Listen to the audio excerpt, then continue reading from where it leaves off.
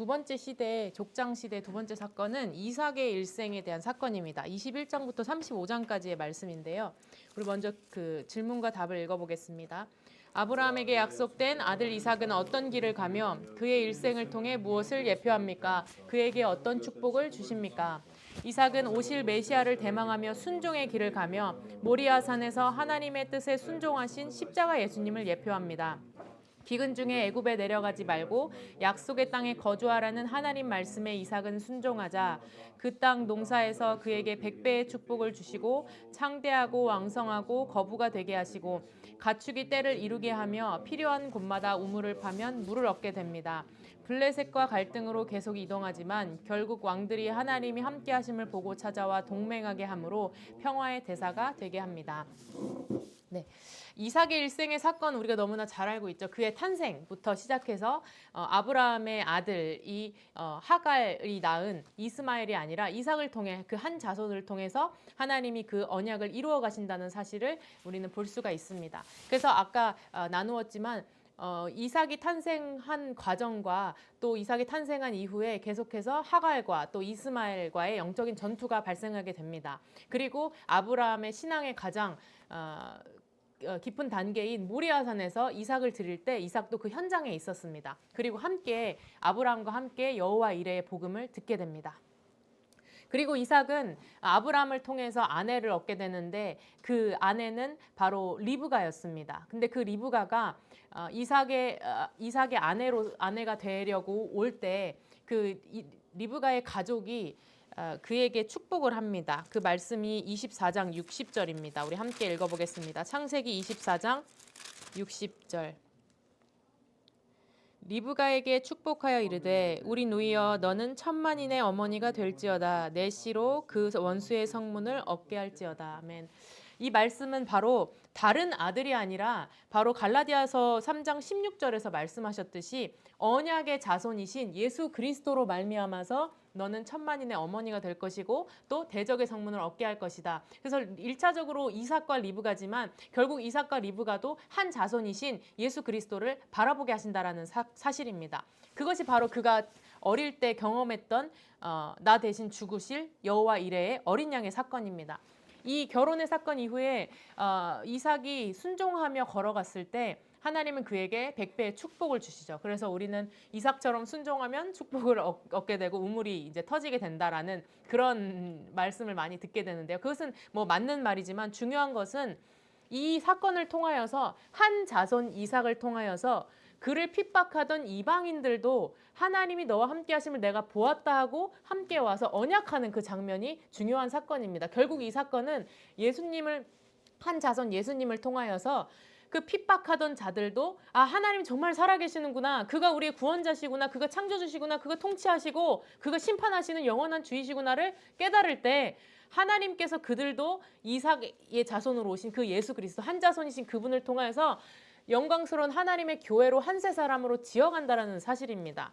그래서 이삭도 순종했지만 그의 순종이 아니라 죽기까지 순종하신 소재로 드려지신 예수 그리스도로 말미암아서 천만인의 어머니의 약속도 이루어지게 되고 또 대적의 성문을 차지하는 십자가의 사건도 이루어지게 되고 또 그들을 핍박하였지만 결국은 세상 나라가 그리스도의 나라가 되는 그 사건이 예수를 통하여서 이루어진다라는 것입니다. 그래서 이삭의 일생 중의 사건은 21장에서 35장까지 그가 출생하였죠. 그리고 누가 언약의 자손이냐 라는 싸움에서 하갈은 자신의 주인이었던 사라를 핍박하였고 또 그 이후에 출생한 이스마엘이 이삭을 핍박하죠. 이 사건이 갈라디아서 4장에 아주 자세히 나와 있는데요. 갈라디아서 4장에는 무엇라고 말씀하고 있을까요? 거기서는 이제 21절부터 나타나 있습니다. 그래서 아브라함에게서 두 아들이 있는데 하나는 여종에게서 하나는 자유 있는 자에게서 났다. 그리고 23절, 4절, 5절, 6절에 보면 두 언약인데 하나는 시내산에서 낳은 것이고 하나는 예루살렘, 자유자라고 말씀하고 있습니다. 그러니까 결국은 이 영적 전투도 29절에 보면 육체를 따라 난 자가 성령을 따라 난 자를 박해한 것까지 이제도 그러하도다. 그래서 성경은 30절에 여종과 그 아들을 결국은 내쫓으라라고 말씀하고 있습니다. 하나님께서는 이 약속을 하갈도 이스마엘도 바라보게 하셨습니다. 그래서 부엘라 헤이로리에서 하갈의 눈을 열어주셔서 우물을 먹게 하시죠. 그래서 믿는 자마다 그 배에서 생수가 흘러나리라 하고 결국은 계시록에서 성령과 신부가 말하기를 너희는 값없이 이 생명수를 얻으라 하시는 그 예수의 언약으로 초청하신다는 것입니다. 그러나 끝까지 바라보지 않는 자는 결국은 예수의 십자가와 구원을 바라보지 않는 자는 결국은 쫓김 받을 수밖에 없다라는 거죠. 중요한 것은 이삭을 통하여서 하나님의 아들 예수님, 그 한자손 예수님을 통해서 주시는 영원한 성, 영원한 새 예루살렘 성을 아브라함이 바라봤듯이 이삭도 리브가도 바라보게 하신다라는 것입니다. 그래서 그가 결혼을 하고 아까 읽었던 천만인의 어머니와 대적의 성문을 차지할 것이라는 약속을 리브가가 듣게 됩니다. 그리고 그랄 거주할 때에 또 농사와 우물의 사건들, 핍박하는 사건들이 있죠. 그리고 리브가가 두 아들을 임신했을 때 여기서도 또 리브가가 그 복음을 듣게 됩니다. 너의 태중에 두 국민이 있지만 큰 자가 작은 자를 섬기리라. 왜 하나님께서는 리브가에게 이런 말씀을 하셨을까요? 결국 이삭과 리브가도 하나님이 정하신 그 언약의 후손, 결국은 이삭이었고 결국은 야곱이었고 에서가 아니라 야곱이었고 결국은 예수 그리스도 그분이 우리의 여자의 후손이 되시고 그분이 우리에게 영원한 나라를 주신다라는 것을 이삭과 리브가도 바라보게 하신다라는 것입니다. 그래서 통치와 두 길과 두 진영에서는 이삭은 모리아산에 올라가면서 아버지에게 순종했듯이 나 대신 죽을 어린 양 예수 그리스도를 히브리서 11장 말씀처럼 믿음으로 바라보고 그 길을 걸어가게 되었습니다. 그리고 그가 블레셋과 또 그랄에 거주할 때에 그 다툼이 계속 있었지만 이삭은 계속해서 싸우지 않고 예수님의 방법으로 그들을 위해서 희생하는 방법으로 나아가게 되죠. 그래서 우리가 순종하면 100배의 축복을 주신다는 사실 우리가 예수를 위해 그 모든 이익과 모든 나의 손해와 예수를 위해 받는 그 고통을 내가 기쁨으로 여길 때 하나님께서는 그 십자가의 방법을 통해서 이방인들도 예수를 핍박하던 자들도 결국 예수 앞에 돌아오게 하신다는 그러한 진정한 축복을 얘기하고 계신다라는 것입니다. 그래서 아비멜렉은 이삭에게 내가 하나님이 너와 함께함을 보았다 하고 맹세하고 그와 함께 언약하며 이방인들도 언약의 축복에 들어옴을 보게 됩니다. 이것이 바로 이미 아브라함에게 갈라디아 3장 8절에 복음을 전하셔서 아브라함의 복이 이방인들에게 미치게 하는 것, 그들도 성령을 받게 하는 것, 그들도 유대인과 이방인이 그 성령 안에서 한 세 사람이 되어가는 것, 그것이 바로 아브라함에게 주신 언약이었고 그 언약을 이삭이 계승하고 있다라는 것입니다. 그래서 마지막 예수 생명으로 본다면 이삭은 모리아산에서 이미 여호와 이레의 복음을 들었습니다. 그 이전에 이미 아담에게 주신 여자의 후손의 복음도 들었겠죠. 그리고 리브가가 이삭과 결혼하기 전에 바단 아람을 떠나기 전에 그는 천만인의 어머니 그리고 대정의 성문을 얻으리라라는 복음을 다시 확인하게 됩니다. 그래서 이삭은 이 여호와 이레 나 대신 죽으실 양 그분을 바라보고 임마누엘 동행하고 대적과 세상의 방법으로 혈기의 싸움으로 들어가는 것이 아니라 그들을 위해 미랄이 되는 그 십자가의 싸움에서 승리할 때 순종할 때 축복을 얻게 될 뿐만 아니라 우물물을 터뜨릴 뿐만 아니라 대적의 성문을 차지하게 된다는 것입니다. 이것은 마치 민수기 21장에서 그들이 정복을 할 때 다 불뱀에 물려서 원망했지만 예수 그리스도 장대에 달린 예수 그리스도를 바라볼 때 그 바라보고 살아난 자들은 십자가를 바라보고 살아난 자들은 예수의 이름으로 부엘의 우물물을 터뜨리고 그것을 마시게 됩니다. 마신 자들은 요단 동편의 바사나 옥과 아모리 왕 시온을 정복하게 됩니다. 이것은 그들이 능력이 있어서가 아니라 이삭이 능력이 있어서가 아니라 여자의 후손이요 여호와 이레로 오실 예수 그리스도를 바라볼 때 그 대적도 세상의 방법으로 정복하는 것이 아니라 예수의 이름으로 정복하게 된다라는 것입니다.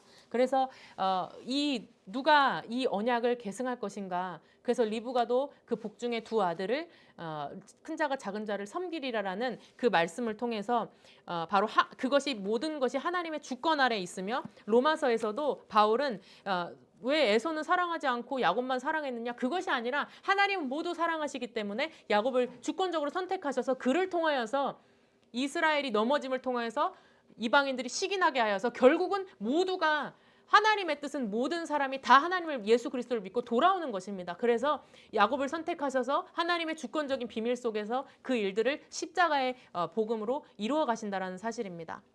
그래서 순종의 족장 이삭은 십자가에 순종하신 예수 그리스도를 예표합니다. 순종하시되 그를 조롱하고 핍박하고 그에게 침뱉던 그를 조롱하던 그들을 향해서 순종의 방법으로 승리하셨다라는 것입니다. 그래서 우리가 정말 이 세상에서 축복받고 싶으십니까? 그러면 온유한 자는 복이 있습니다. 그 온유한 자는 세상에서 땅을 기업으로 얻게 되는데요. 그것은 바로 세상에서 왕따 받고 세상의 방법으로 살아가지 않는다라는 것입니다. 그래서 이삭과 같이 정말 십자가 미랄의 방법으로 살아갈 때 예수 그리스도의 복음의 능력이 드러나게 된다라는 것입니다. 그래서 이삭의 삶을 이렇게 예수님의 그 사역으로 본다면 하나님은 복음을 주시죠. 이삭의 이름은 웃음이라는 뜻이었습니다. 그래서 하나님은 사라와 이 아브라함이 하나님이 그들에게 약속을 주셨을 때 비웃었습니다. 믿지 않은 거죠. 믿음이 없었던 거죠. 사실 심판받아 마땅하죠. 그러나 하나님은 그 웃음을 진정한 웃음으로 바꾸셔서 내 씨로 대적의 성문을 차지하리라는 복음을 주셨습니다. 그래서 예수님이 그 복음을 주신 것처럼 예수님이 십자가에서 죽으시는 그 복음을 모리아산에서 여호와 이레의 사건을 통해서 보여주십니다. 그리고 예수님이 십자가에서 죽으시고 다시 부활하시고 대적의 성문을 깨뜨리신 것처럼 리브가를 부르실 때에 너는 천만인의 어머니라 대적의 성문을 깨뜨릴 것이라 24장 60절입니다. 그 복음을 부활의 승리의 복음을 주십니다. 이 부활 승리한 교회는 바로 예수의 이름으로 영적인 전투를 하는 것입니다.